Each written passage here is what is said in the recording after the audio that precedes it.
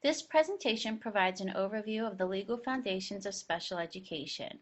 Litigation or court cases that lead to legislation or federal law that supports the rights of students and families of children with disabilities will be shared.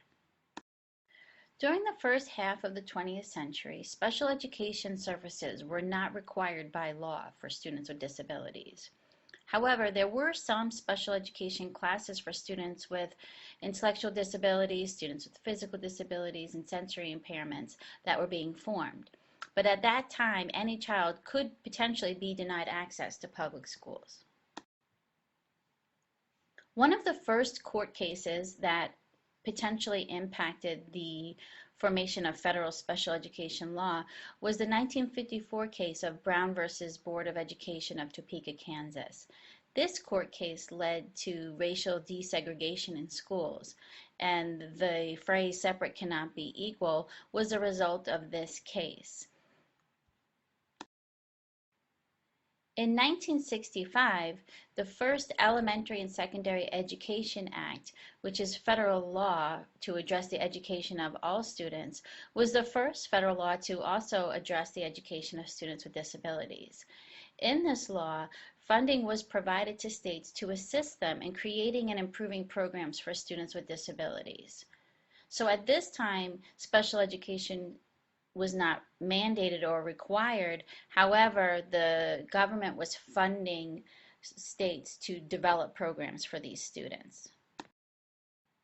Another court case that impacted the eventual special education federal law was the 1970 court case Diana versus the State Board of Education of California.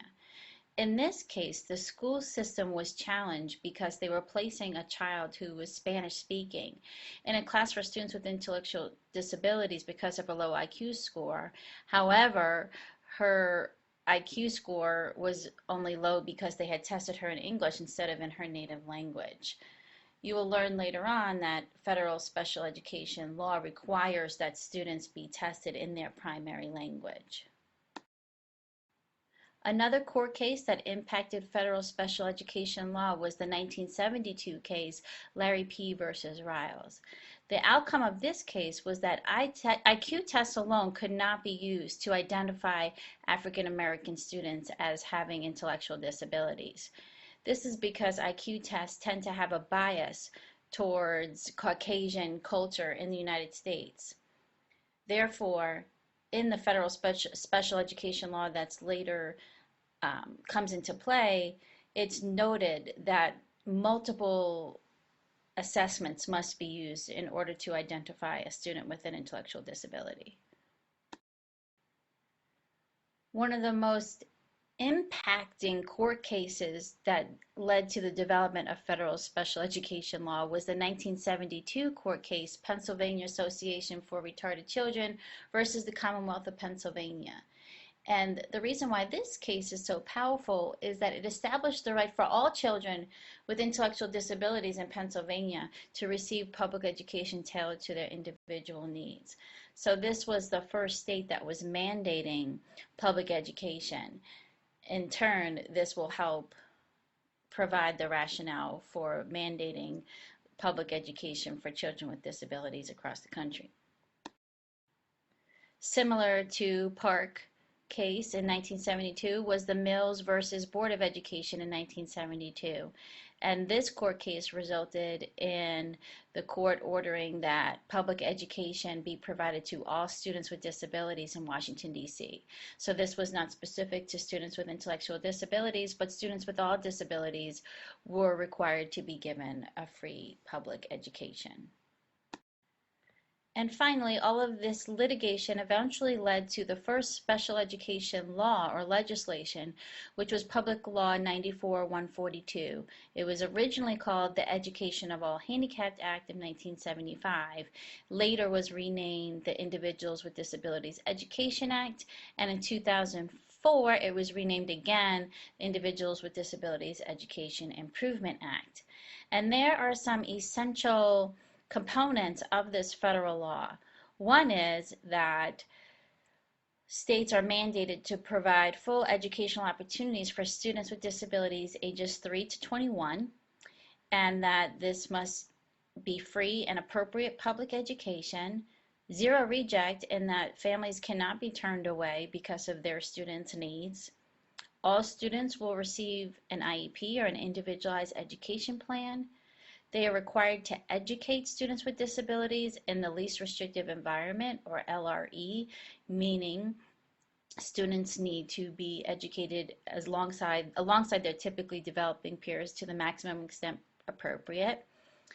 This law also mandated that procedural safeguards be used, and procedural safeguards basically are the rights of children and families related to receiving public education. And it also requires non-discriminatory evaluation. So all of those court cases, Larry P. versus Riles and Diana versus State Board of Education, eventually led to this non-discriminatory evaluation, meaning that we cannot use culturally biased assessments and limited number of assessments to identify children with disabilities. Federal special education law requires that we provide a continuum of services to students with disabilities using the least restrictive environment. And what that means is that students with disabilities should be placed in the general education classroom with supports needed, unless there's any reason to believe that the student would not be able to achieve his or her goals in that setting. If it's determined that the general education classroom with supports is not enough to help the student achieve his or her goals, the next environment to be considered would be a resource room or pull-out services for part of the day. If the student needs more support than that, the student can be educated in a separate classroom all of the day or most of the day. If the student requires additional supports beyond that, they might be educated in a separate school, and if necessary, students may be educated in a hospital, at home, or in a residential setting. But the purpose of this continuum of services and least restrictive environment mandate is that for utmost and foremost, we must consider placing students with disabilities in the general education classroom with the supports necessary to help them be successful.